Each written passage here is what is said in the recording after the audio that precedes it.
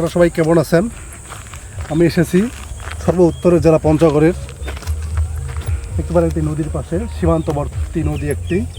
এর পাশে ভারতের দাসপাড়া, এখানে বাংলাদেশের ময়নাগুড়ি। কত সুন্দর প্রাকৃতিক পরিবেশ, দেখে মনটা ভরে যায়। বাংলাদেশের ওই যে এটা সীমানা চিহ্ন দেখতে পাচ্ছেন আপনারা।